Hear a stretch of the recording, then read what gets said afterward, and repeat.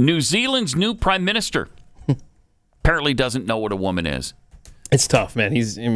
I don't know that his background is in biology. Oh, good point.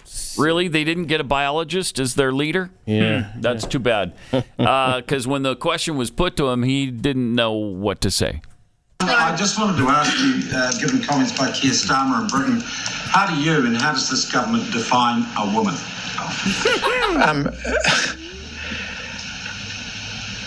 Is it really that hard? To be honest, Sean, that question's come slightly out of left field for me.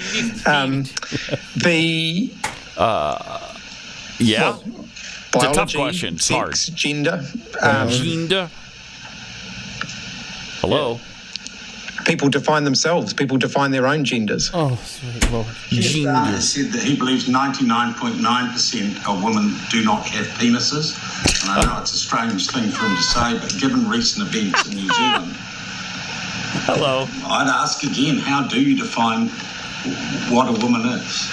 Well, I think as I've just indicated, I wasn't expecting that question, so it's not something that I've... Are you kidding me? Pre-formulated an answer on. But in terms of gender identity, I think people define their gender identity for themselves.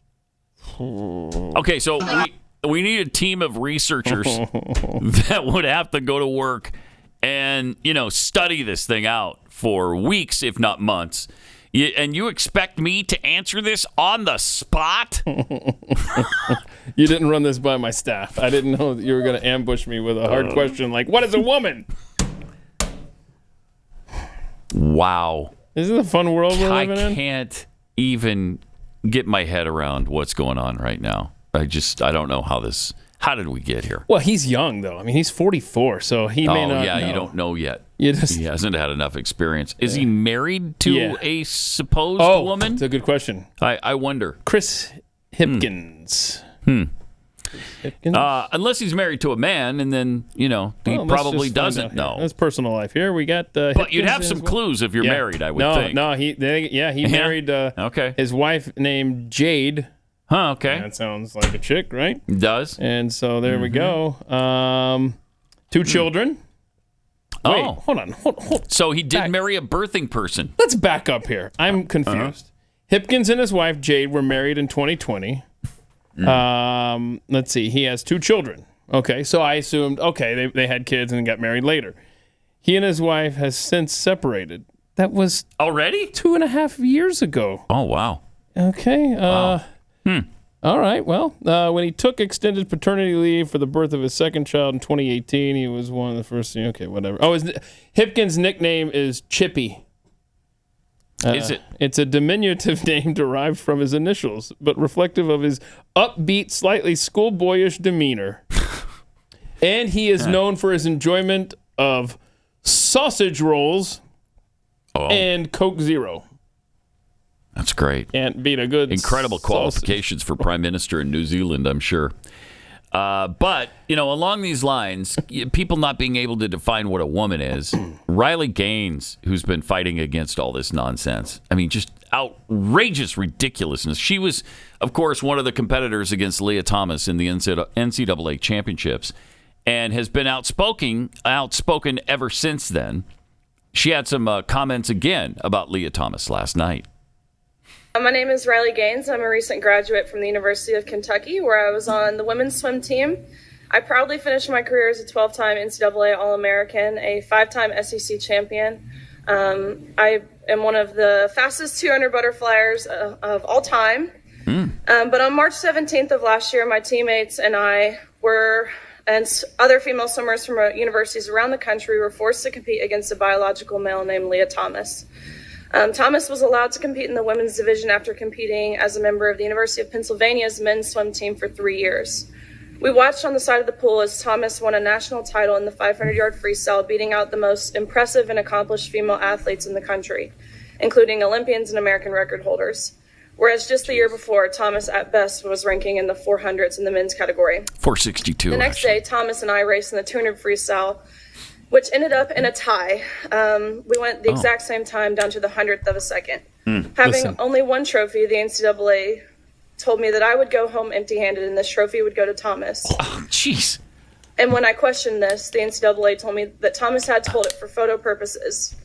I was shocked. I felt betrayed and belittled, reduced to a photo op. But my feelings didn't matter. What mattered to the NCAA were the feelings of a biological male. In 1972, Congress enacted Title IX to end unjust sex discrimination in all aspects of education, including college athletics. But by allowing Thomas to displace female athletes in the pool and on the podium, the NCAA intentionally and explicitly discriminated on the basis of sex. Although the NCAA claimed it acted in the name of inclusion, its policies in fact excluded female athletes. Right. But that is not all. In addition to being forced to give up our awards, our titles, and our opportunities, the NCAA forced female swimmers to share a locker room with Thomas, a 6'4", 22-year-old male who was fully intact with male genitalia. Let me be clear. We were not forewarned. We were not asked for our consent, and we did not give our consent. If nothing else, I hope you can truly see how this is a violation of our privacy and how some of us have felt uncomfortable, awkward, embarrassed, and even traumatized by this experience. I know I don't speak for everyone. It's impossible to speak for everyone. But I can attest to the tears that were shed on that pool deck by these poor 9th and 17th place finishers who missed out on being named an All-American by one place. Right.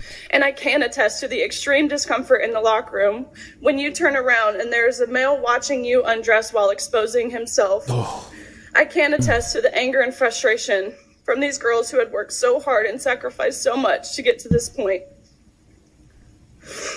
And what was the response to her feelings about this man in the locker room? Yeah, we're going to get you some counseling. If you're offended by seeing a penis in your locker room, we'll get you some psychiatric help. Would that be good? It's enraging. Yeah, as James Woods referred to her on Twitter this morning, Woman of the Year. I think that's a good candidate. Oh, right yeah. there. No doubt about it. Yeah, she's great.